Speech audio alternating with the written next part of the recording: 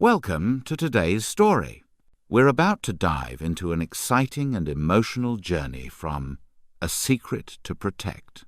Get ready for art, mystery, danger, and even love all unfolding in Buenos Aires. So sit back, relax, and let the story carry you away. Chapter N. Cristina's New Task. One morning at 11 o'clock, Leonardo Martinez, the director of the Museo Nacional de Bellas Artes in Buenos Aires, asked Cristina Rinaldi to come into his office. "I have a special job for you, Cristina. I think you'll be very interested," he began. "Really? Tell me more," she replied. "A museum in Paris wants to send several Impressionist paintings here. I spoke with its director, Philippe Maudet, earlier today. He wants to use our museum to show them. It's a big project. Would you like to be in charge?" "Of course. I'd love to see Impressionist art here," Cristina said with excitement. "Good. Please start soon, because there's a lot to organize," Martinez told her. All day Cristina felt cheerful.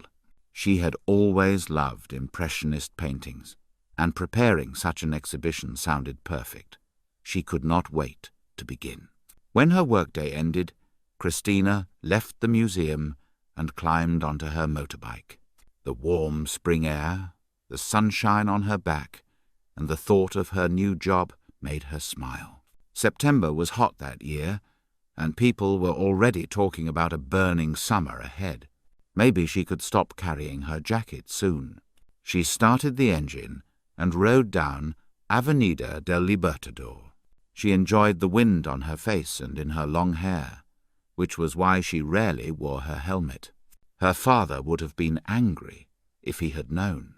When he gave her the bike, he told her firmly, "Cristina, never forget your helmet every single ride."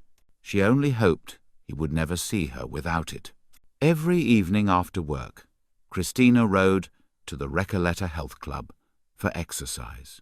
Normally, that ride helped her put her work aside, but this time her mind stayed busy with thoughts of the exhibition. At one stoplight, she slowed down.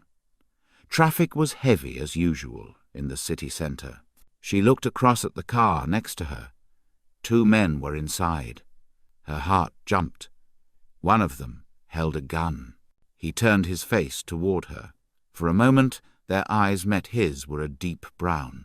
When he turned away, she noticed a tattoo of a red poppy on his neck. At that instant, she heard police sirens. The man with the gun lifted it, and Cristina's fear grew. She tried to get her bike moving, but the engine wouldn't start. Other cars began to move, but she was stuck. Suddenly, a taxi hit her from behind. She flew forward, landed on the hood of the taxi, and then hit the road hard. Her head struck the ground. Everything went black. She didn't even hear the ambulance that carried her to the hospital. 2 hours later, Cristina lay in a hospital bed. Outside the room, her parents waited with a policeman. "Where's her helmet?" her father demanded. "She always wears it."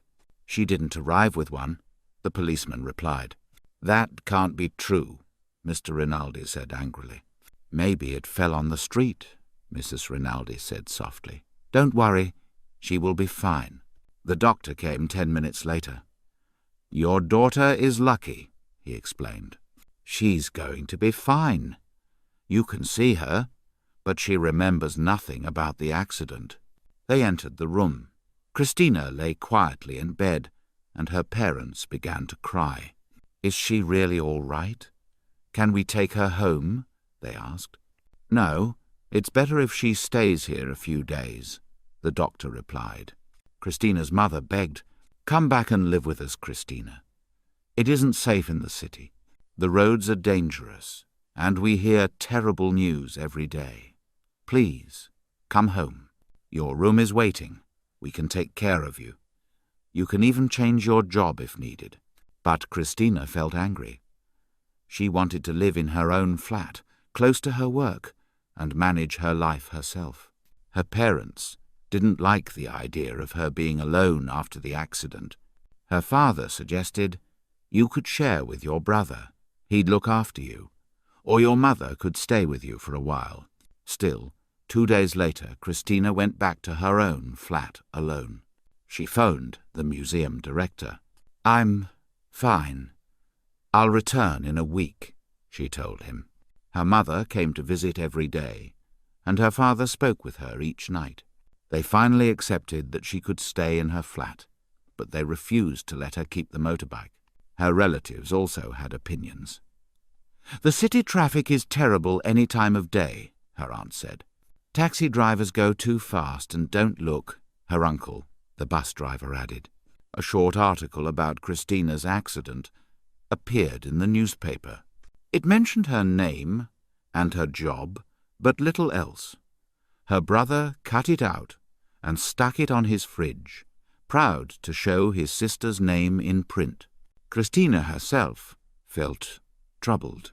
The only thing she could remember was the sun on her back while riding down Avenida del Libertador. She wanted to remember more, but her mind was blank. The police kept asking questions. The taxi driver said she sat still in the middle of the road when the light was green. The doctor said she was recovering, but Cristina felt strange. Headaches came often, and she tried hard to recall the accident. But no matter how much she tried, the memory would not return. Chapter 2. The Brothers' Secret Plan. In another part of Buenos Aires, brothers Roberto and Carlos Bocuzzi were nervous. They feared the woman on the motorbike might tell the police what she had seen. They had stolen $50,000 from a bank, but they couldn't enjoy their new wealth. The police were searching for them, and the girl had seen their faces. If she spoke, they could be caught. So they waited and decided what to do. Their answer was simple but terrible. They planned to kill her. A week later, Cristina returned to the museum. She felt stronger and wanted to continue with the new exhibition as soon as possible. Only at the end of the day, when she grew tired, did she sometimes get headaches. Her mother no longer stayed at the flat, but she filled the fridge with food, so Cristina didn't need to shop. Cristina was eager to live her normal life again. She even thought about going back to the gym, though she knew it was still too soon. "Be careful for a little longer," the doctor reminded her. "Don't push yourself. You were lucky. You lost your memory, but the accident could have taken your life." For 2 weeks, Cristina worked hard on the Impressionist show. She studied information about the Paris Museum and made arrangements for its director, Philippe Maudet, to come to Buenos Aires. Now she walked or took the bus to the museum instead of riding. She worked all day, then returned home early and rested. A few weeks after the crash, she finally went back to the Recoleta Health Club. Looking through the glass office, she smiled at Florencia, the receptionist, and Daniel, the new manager. Daniel looked confident in his role. He spent much of his time in the office, but he also trained after hours. With his blonde hair and blue eyes, he had the look that surprised many visitors to Argentina. Cristina changed into her sports clothes and entered the gym. She exercised only a little before going for a shower. Near the door, Daniel stopped her. "You're back," he said.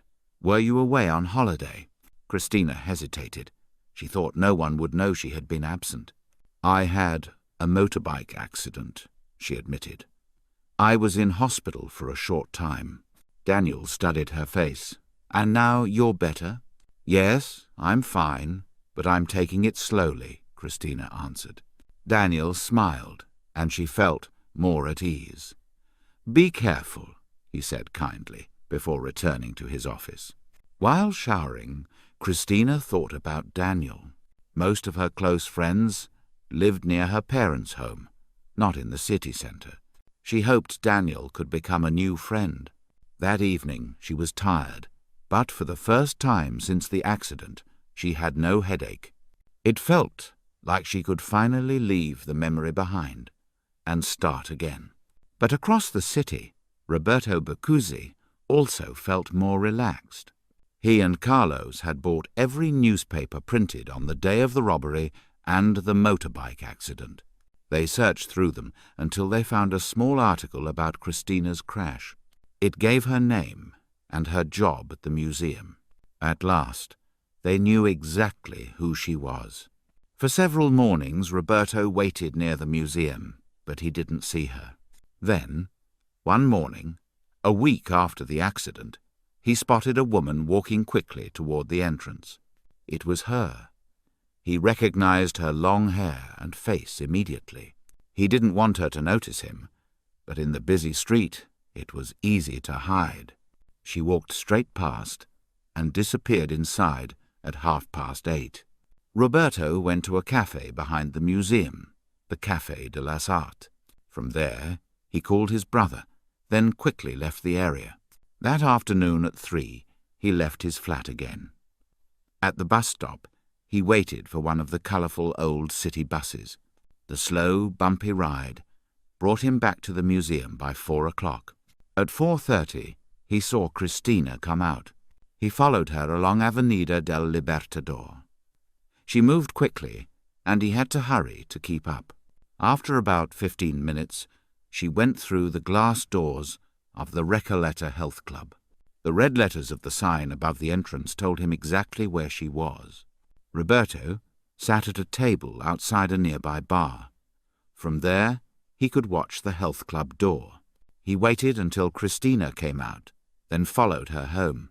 For the next few days, he did the same. He wanted to learn her routine.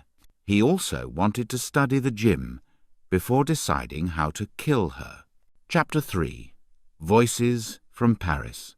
Cristina's routine soon became clear. She arrived at the museum at 8:30 every morning and left at 4:30. After work, she usually went to the gym, stayed there for about an hour and a half, and then returned home. Sometimes she stopped at the supermarket on her way. Roberto and Carlos watched her for 6 days, until they felt ready to carry out their plan to kill her. For Cristina, life was not exactly the same as before. Her schedule was unchanged, but her work felt very different. Preparing the new exhibition kept her busy and gave her joy. One morning, the phone rang in her office. Museo Nacional de Bellas Artes. Cristina Rinaldi speaking. Cristina, hello. She recognized the French voice. Philippe, how are you? I'm fine, thank you. And you? I'm great. When will you arrive? She asked. On Wednesday. My flight reaches Buenos Aires at 9:15 in the morning. I'm on Air France flight AF 602. Will someone meet me at the airport? Yes, of course. I'll be there. I'll take you to your hotel, and when you're ready you can come to the museum, Cristina replied. That's perfect. I'll stay until Monday, so I'll have some time to see the city. Everyone tells me Buenos Aires is beautiful. I want to be a tourist as well as a museum director, Philippe said with a smile in his voice. Good idea. There's so much to enjoy. I think you'll love it here, Cristina answered warmly. She liked the sound of his voice. I look forward to meeting you, Philippe said. Me too. Have a safe flight, she replied. Goodbye, Cristina. Cristina put down the phone and looked at a print of a Claude Monet painting hanging on her office wall. When she was 15, she had travelled to France with her parents and fallen in love with that painting of red poppies. She had visited every Impressionist gallery in Paris, spending hours inside. That trip made her certain she wanted to study art at university. Now she kept the picture in her office and another copy in her bedroom because it always inspired her. But today, the painting gave her a strange feeling. Instead of joy, it left her uneasy. Maybe it was just the pressure of preparing an exhibition of 37 paintings. She quickly looked away and picked up her notebook. She had to discuss lighting arrangements with a colleague before Philippe arrived. That afternoon, she stayed later than usual at the museum. Outside, Carlos Bacuzzi was waiting. He grew restless. Maybe she left early. Maybe she is sick. Or maybe she's still working, he thought. Just then Cristina came out. He followed her into Plaza Francia, where she stopped for a moment to look at the white stone monument in the center. French immigrants had given it to Buenos Aires in 1910. She often saw it from her office window across the street. Cristina thought about France and the Impressionist works that would soon be in the museum. Carlos watched her closely. Around them, university students stood chatting in groups, and in the park nearby, young dog walkers managed groups of 7 or 8 dogs each. Carlos studied Cristina and hesitated. The more he saw her, the harder it became to think of killing her. But he reminded himself that Roberto had a solid plan. I must not be afraid, he told himself. Roberto knows what he's doing. He has thought of everything. Roberto had already visited the gym 3 times in disguise, each time with different clothes and even hair color. He had learned about the day passes, the machines Cristina used, and the weights she preferred. He knew exactly where she exercised. So that evening, Carlos did not need to wait outside the gym. He could go home. Their plan was already in place. Tomorrow, Roberto would act. It's only a matter of hours now, Carlos thought. He was frightened, but he believed in his brother. Roberto was strong and determined. Every night he repeated the same words. That woman must die. Chapter 4. Danger in the Gym. The next evening, Cristina stayed longer at the gym. She counted her sit-ups 28, 29, 30, and felt pain in her stomach, but she didn't stop. She wanted to be as strong as before her accident. She decided to do more exercises than usual, since she could not sit quietly at home. She was restless, and tomorrow she had to meet Philippe Maudet at the airport. She wanted to feel ready for any question he might ask about the exhibition. The gym was crowded. In Buenos Aires, new health clubs opened every year, and spring was always the busiest time when people began to think about summer and the beach. Cristina walked into the weights room, which was less busy. Around 5 o'clock, it was often easier to find space there. She chose a weight, lay on her back, and prepared to lift. She didn't look behind her, but she sensed someone else nearby. She closed her eyes to help her focus. She imagined her favorite painting the field of red poppies hanging in her office. Usually that gave her strength. But this time, the red flowers made her feel uneasy. She changed her thoughts and pictured home instead. That was better. Then she lifted the heavy bar above her head. Meanwhile, Daniel, the gym manager, sat in his office. He thought about Cristina. She seemed like the kind of person he wanted as a friend. Life in Buenos Aires felt quiet for him. His girlfriend lived far away in Rosario, and although he sometimes went out with his cousin for pizza and dancing, he wanted friends of his own in the city. Cristina was the first person he hoped to know better. He even wanted to invite her out for pizza that weekend.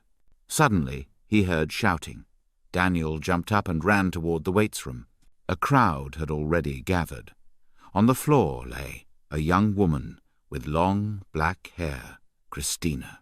"Are you hurt?" Daniel asked quickly. "I'll call an ambulance." Cristina tried to get up. Her arm ached badly, but she didn't want to stay on the floor. Slowly she stood and moved away from the people staring at her. "I'm fine," she said, though her face was pale. "It's just my arm." Daniel guided her to his office and gave her a chair. "Sit and rest for a moment," he told her. After a while she looked calmer. "I feel better. I don't need an ambulance." "Are you sure?" Daniel asked. "Yes, I only want to go home," she answered. "Can you tell me what happened?" he asked. "I need to know." "I'm not certain," Cristina said softly. I think the weight fell, but I moved in time. It hit my arm. Maybe it was too heavy. Accidents happen, Daniel said gently. The important thing is that you're safe. He went back to the weights room and checked. The bar on the floor was heavy. Cristina must be strong to lift this, he thought. But something bothered him. When he returned to his office, he noticed how pale she still looked. "Are you sure it just slipped?" he asked. Cristina hesitated, then whispered, "No, someone pushed it. I saw it. I moved just before it fell." Daniel froze. Could it be that someone wanted to hurt her? He decided to check the club records. Everyone who came in used a membership card, and their numbers went into the computer. He could see who had visited that day and how many day passes were sold. But he couldn't know who bought the day passes. First, he needed to help Cristina. "Shall I drive you home?" he offered. "No, thank you. I'd rather walk. Fresh air will help me," she replied. But after standing up, she felt dizzy. "Maybe a ride is a good idea," she admitted. Before leaving, Daniel asked Florencia at reception to think carefully about visitors that week. "Tell me tomorrow morning if you remember anything," he said quietly. Cristina was a little unsure about getting into Daniel's car. She didn't even know his full name, but he reassured her, "Don't worry, I just want to make sure you get home safely." Cristina agreed and got in. As they drove, she felt calmer. "I think I've found my first true friend in the city," she thought. Chapter 5. A Hard Morning. Cristina opened her eyes at 6:30 in the morning. She tried to move but felt terrible. Her arm hurt, and she could hardly lift it. She closed her eyes again. This was not just any day today. Philippe Maudet was coming to Buenos Aires, and she had to give a talk about the exhibition at the museum. She could not stay in bed. By 7 o'clock, she forced herself to get up. A hot shower made her feel a little better, but brushing her hair was painful. In her small kitchen, she made a big cup of coffee. She usually skipped breakfast, but this morning she needed something sweet. She spread dulce de leche on some bread and ate it slowly. It helped her mood. She looked at the clock. Time was moving fast. She needed to get dressed. She wanted to look professional, but nothing felt right. She tried a short black skirt, but it was uncomfortable. She usually wore it when going out with her parents, and today it didn't suit her. Next, she tried a brown suit, then a green jacket with a skirt. None of them made her happy. At 7:45, she finally chose black trousers with a white shirt. Her arm hurt again. She took some medicine, then wrote her doctor's phone number on a piece of paper. "Maybe I'll call later," she told herself. She locked her door and went to find a taxi. On the Air France flight, Philippe Maudet woke up. The long trip had been tiring, and he hadn't slept much. He went to the bathroom to wash his face, shave, and clean his teeth. Back at his seat, he felt a little fresher and ate breakfast, only 2 hours more before landing. The man beside him wanted to chat. Philippe smiled politely. The man explained he was from Buenos Aires, a true porteño, and began to describe his city. Together, they looked at a map. He spoke about La Boca, with its famous street, Caminito, full of colours, metal houses painted red, blue, yellow and green, and artists selling their work. He talked about San Telmo, with its old restaurants, theatres, tango dancers and traditional music. He described Plaza de Mayo and La Casa Rosada, the pink building where the president worked. He mentioned the shops and nightlife. This city never sleeps. You can eat, drink and dance until morning. It was September 21, the first day of spring, and also Students' Day in Argentina. Across the country, students filled the parks and streets, celebrating with friends. Philippe listened carefully. He looked forward to discovering Buenos Aires. People often called it the Paris of South America, and he believed he would enjoy it. Meanwhile, at 7 o'clock, Roberto and Carlos were still in bed. Roberto woke first. He remembered that Cristina was still alive. For a moment he wished she were dead, so they could enjoy their money without fear. He thought back to the night before, in the gym. He could see her in his mind, slim, with long dark hair, wearing grey shorts and a white t-shirt. She lay on her back, eyes closed, lifting a heavy weight. At the exact moment it was above her head, he had rushed forward and pushed down. She had opened her eyes and seen him. She moved, just in time. The bar fell to the ground with a loud crash. People ran in, and he had escaped quickly. Every detail stayed clear in his memory. He knew she had survived. Roberto walked into his brother's room. They needed to talk. It was time to think of a new plan. Chapter 6. Un important meeting. At 8 o'clock, Cristina took a taxi to the airport. The distance was only about 35 kilometers, but she knew traffic could be heavy. Sitting in the back seat, she thought about Philippe Maudet. She had heard his voice on the phone many times, but she didn't know what he looked like. In her bag, she carried a paper with his name, P. Maudet, written in large letters. She planned to hold it up in case the airport was crowded. She arrived early, but the flight had landed early too. Philippe could appear at any moment. Cristina stood in a good spot and lifted the sign. After a few minutes, a man walked straight up to her. "Cristina, thank you for coming. I'm so pleased to meet you," he said warmly. The first thing she noticed were his deep brown eyes smiling at her. She shook his hand and returned the smile. "How was your trip, Philippe? You must be tired. I can take you to your hotel so you can rest before visiting the museum," she offered. "That's kind, but I don't need to rest," Philippe replied. "I want to see the museum right away. Just a coffee first, and I'll be ready." Cristina suggested stopping at a cafe near the museum. They could get out in Plaza Francia, drink coffee, and then walk into the museum. She liked Philippe immediately. He seemed friendly and easy to be with. She had the feeling the day would go well. Outside the airport, the taxi driver loaded Philippe's small suitcase into the trunk and opened the door for them. The sun was growing warmer as they drove along Avenida del Libertador. When they reached Plaza Francia, Cristina paid the driver while Philippe carried his bag. They found a table in the sundae. He put on sunglasses and looked at the groups of young people around them. It was Students' Day, and the plaza was full of life. Cristina joined him at the table. Soon a waiter arrived, and they ordered coffee and churros. For half an hour they talked about their lives, their jobs, and their love for Impressionist paintings.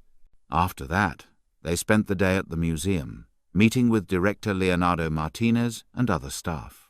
Since the museum opened to the public only at 12:30, the morning was quiet and good for discussions. Just before giving her talk, Cristina slipped into the restroom and took some medicine. Her arm hurt badly, but she pushed the pain aside as she stood before the group. She explained the exhibition plans with confidence. She thought Philippe seemed happy with her work. At lunchtime, however, they couldn't talk much. They went with a group to a nearby restaurant, Campos del Pilar, famous for its Argentine beef. Cristina sat at the other end of the long table. She watched Philippe as he laughed and chatted with everyone. Clearly, people liked him. So did she. In the afternoon, after more meetings, Cristina and Philippe left the museum together. She was very tired, but wanted to take care of him while he was in the city. "Shall we have dinner?" she asked. Philippe smiled. "I'm sorry. Tonight I'll eat at the hotel. I'm too tired. But tomorrow evening we can go out, yes?" "Of course," Cristina agreed. "I'll take you to the hotel now. Tomorrow is a busy day." "Thank you." Maybe after tomorrow's meeting you can show me some of your city. I'd love that, Philippe said. She dropped him at the Sheraton Hotel. Good night, rest well, she said, watching him walk inside. She wished they could have dinner together, but she didn't insist. She liked him more than she expected. Back home, she couldn't stop thinking about Philippe. She listened to her messages. Daniel had called twice, asking how she felt, and saying he wanted to talk about the accident. Cristina smiled. Daniel is kind, she thought. But her arm ached again, and she had to take more medicine. Lying on her bed, she looked up at the Monet painting of red poppies on her wall. Instead of comfort, it gave her a strange feeling. Something felt wrong, but she didn't know why. She lay awake for a long time before sleep came. Elsewhere in the city, Roberto and Carlos were also awake. Roberto was angry with himself. He had almost killed Cristina at the gym, but stopped for just a second. In that second, she had escaped. Carlos tried to calm him. It's easy to talk about killing, but hard to do. We need a new plan, something simpler, something where we don't get too close. Roberto shook his head. I almost had her. I should have pressed harder. But he knew his brother was right. They would have to try again another way. Chapter 7. A Night of Trouble. At 7 o'clock the next morning, the phone rang many times in Cristina's flat before she finally answered. She was slow to wake up. Hello? Who is it? She asked sleepily. Cristina, it's me, Daniel. Are you okay? You didn't call me back yesterday. Is everything all right? Well, I'm fine, she said, but I don't like this feeling that someone is trying to hurt me. That's why I'm calling, Daniel replied. Do you want to go to the police? I don't think so. I saw the man in the gym, the one who pushed the weight, but I couldn't describe him well enough for the police. I don't know who he islanded. Okay, Daniel said slowly. But I'm worried about you. Would you like to come to the club tonight and talk about it? I'm sorry. I have plans tonight. But maybe I can stop by after work for a short time, Cristina answered. Good. See you later then, Daniel said. Thanks for caring about me, Cristina replied sincerely. After hanging up, Cristina got ready and walked to the museum.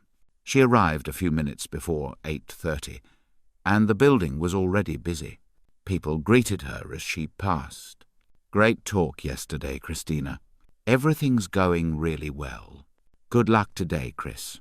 She saw smiling faces everywhere. She also heard Philippe's voice nearby and went out of her office to meet him. Cristina and Philippe spent the day in meetings again. After lunch, Philippe showed photographs of the paintings he wanted to send to Buenos Aires. One of them was the Monet painting of red poppies, the same picture Cristina had in both her office and her bedroom. She held the photo in her hand. Suddenly she felt cold and sick. She didn't know why. This painting was her favorite, but now it made her uneasy. She quickly passed it on to the person next to her. At 5:30, Philippe turned to her. Shall we take our walk around the city? Do you still have time? Yes, of course, she answered. Do you want to stop by your hotel first? I could meet you there. No need, Philippe said. Let's go now. They left the museum and walked together down Avenida del Libertador.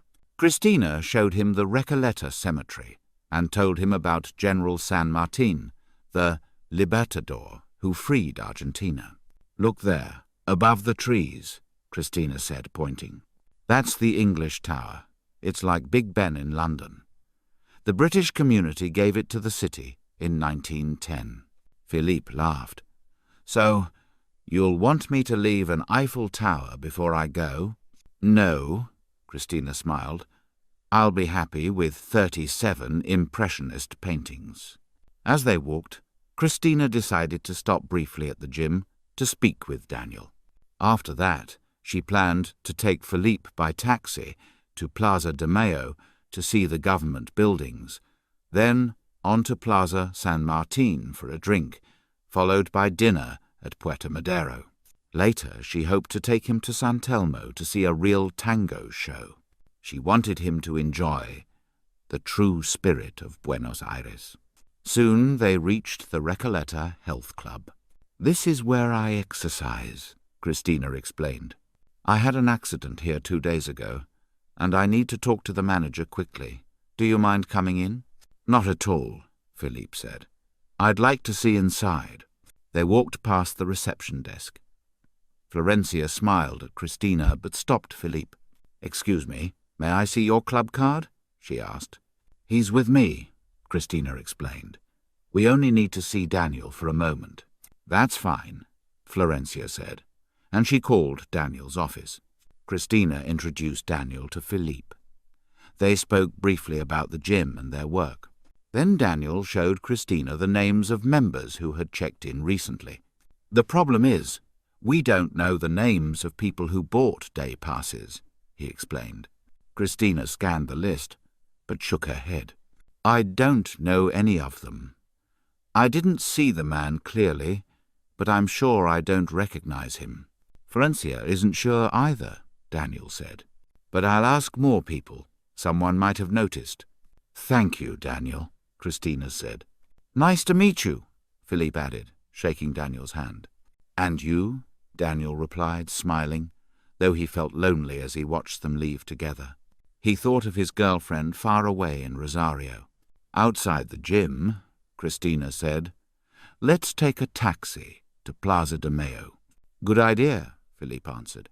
"And on the way you must tell me more about this accident. It sounds strange." They stepped toward the road to look for a taxi. Suddenly, an old Peugeot 504 that had been parked nearby started its engine. It drove straight at them. Cristina saw it coming. She shouted and pulled Philippe back, but she was too late. The car hit Philippe and sped away down the Avenida. Chapter 8. A Narrow Escape. An hour later, Cristina sat on a chair beside Philippe's hospital bed. She listened as the doctor spoke to him. "You are lucky," the doctor said. "Your leg is badly cut, but it is not broken." Cristina shivered at that word, lucky. It was the same word the doctor had used about her accident. She stood and looked out of the window. The street below looked normal, as if nothing unusual had happened. "Is it just bad luck?" she wondered. "Or is someone really trying to hurt me?" The doctor left. Cristina turned to Philippe. "It wasn't a good night out in the city," she said gently. "How are you feeling?" Philippe was pale. "I'm all right," he whispered, sipping water. He looked at her seriously. "I don't know why, but I don't think that was an accident." Cristina nodded. "I feel the same. We'll talk more later. You need to rest now. Do you want me to phone anyone for you?" "Don't worry," he answered. "I'll call the museum in Paris tomorrow." Cristina wanted to kiss him. His sad, tired face looked beautiful to her. She knew she was falling in love. But first, she needed to understand who was behind these accidents and stop them. She left the room quietly and went to find a phone. This second accident convinced her. It wasn't chance. Someone wanted her dead. But why? She wasn't rich, she had no enemies, and her job was simple. She tried to think, but found no answers. She put coins into a payphone and called the gym. "Hello, Florencia. Can I speak to Daniel, please?" "Of course," Florencia replied. Soon she heard his voice. "Cristina, it's Daniel." "Daniel, I'm sorry to call like this, but I need your help. Did you see the accident outside the gym? A car hit my friend. I'm sure they tried to kill us. I'm at the hospital now. Philippe is hurt, but it isn't serious." Daniel was shocked. "Wait, what? I didn't see anything. Are you certain it wasn't just a crash?" "No," Cristina said firmly. "They aimed straight at us. I know it. I'm frightened, Daniel. Please help me." "All right," Daniel answered quickly. "Tell me which hospital you're in. I'll come now, and then we'll decide what to do." Cristina gave him the name of the hospital. Her hands were cold, and she wanted to cry, but she held back. She walked back to Philippe's room. At the same time, Daniel made another call. He phoned a friend of his cousin, a policeman who came to the gym twice a week. Daniel explained Cristina's story. The policeman thought for a moment, then told Daniel to take Cristina home instead of to the police station. "If someone is trying to kill her, they may follow her," he said. Daniel agreed. He left immediately for the hospital. In the hospital car park, Roberto and Carlos sat in their car. They had followed the ambulance and seen Cristina arrive with the injured man. "This time we'll finish it," Roberto said coldly. Carlos wanted to run away. He thought about their cousin in Tucumán, far to the north. They could hide there, but Roberto refused to leave until Cristina was dead. "The police will find her," Roberto said. "She'll talk about us. Maybe she already has. If we stay in Buenos Aires, they'll catch us. Too many people know us." Carlos felt afraid, but also knew his brother was right. "So what do we do?" he asked quietly. "We wait for her to come out. Then we follow. I'll shoot her, quick and clean. Nobody will see. She has to die." Carlos lowered his eyes. "I can't do that." "You drive. I'll take care of it," Roberto said. They waited, not noticing Daniel's car as it entered the car park. Soon Cristina came out of the hospital doors and ran to Daniel. Together, they went back inside. "Let's see Philippe before we go," Daniel said. "Where are we going?" Cristina asked. "To the police," he replied. "You are a good friend, Daniel," she said softly. They returned to Philippe's room. He looked a little stronger and even managed to smile. "Philippe," Daniel said, "I'm so sorry about what happened. I think Cristina must tell her story to the police, so I'll take her there now." Philippe agreed. "I'll return to the hotel as soon as I can. Don't come back here. It could be dangerous. I'll leave a message when I'm safe." "Be careful," Cristina said. "I'll see you when I get your message." "I'll be fine," Philippe promised. "And you be careful too. I need you to protect my paintings." Chapter 9. Truth and Memories. Cristina got into Daniel's car. "We're going to the police, right? Which station?" she asked. "We're going to your flat," Daniel answered. "The police will be waiting there. They want the man who is following you to come after us. Then they can catch him. We'll drive along Avenida del Libertador." Daniel left the hospital car park. Neither of them noticed the blue Peugeot pulling out behind them a few seconds later. It kept its distance but stayed on the same road. Cristina looked out of the window. Less than a month ago, she had ridden her motorbike freely down this avenue every day. Now, she had no bike, and danger followed her. Traffic was heavy, as always in Buenos Aires at night. People were heading to restaurants in Recoleta, where nobody ate dinner before 10 o'clock. The streets stayed busy until 3 in the morning. Red traffic lights stopped them again and again. Daniel looked tense. He wanted to reach the police quickly. As he slowed for another red light, Cristina turned her head toward the car next to them. 2 men sat inside. The driver looked straight ahead, but the man in the passenger seat turned and stared at her. Their eyes met. She froze. His eyes were the same dark brown ones she had seen before. Then he turned his head slightly, and she saw the tattoo on his neck, a red poppy. In that moment, everything came back to her. She remembered the first accident, the gun, the poppy tattoo, the sound of police sirens. She realized these were the same men who had tried to kill her in the gym and who had driven at her and Philippe. And she remembered the gun again, the same gun the man was lifting now. "Go, Daniel, drive. He has a gun," she shouted. "He's going to kill us." Daniel reacted fast. He drove through the red light and sped down the Avenida. The Peugeot chased after them. "What do we do?" Daniel asked quickly. Turn into Calle Montevideo, Cristina said. That's where my flat island, the police will be waiting. Daniel followed her directions. The Peugeot stayed close behind. But as they turned onto Calle Montevideo, Cristina saw the flashing lights of 2 police cars blocking the road in front of her building. Slow down, Daniel. Stop here, it's all right. We're safe now, she said. Daniel stopped suddenly and pushed Cristina down onto the floor of the car. The Peugeot came too fast to stop. Carlos tried to brake, but the car swerved left and right, then slammed into a police car and flipped over. The noise was loud. People screamed. Cristina wanted to look, but Daniel told her, "Stay down, it's still dangerous." After a long minute, it grew quiet. 2 policemen opened Daniel's car door. "It's safe now. You can come out." An ambulance arrived and stopped near the Peugeot. Cristina didn't want to watch, but she couldn't look away. She saw the police pull out a bloody body and load it into the ambulance.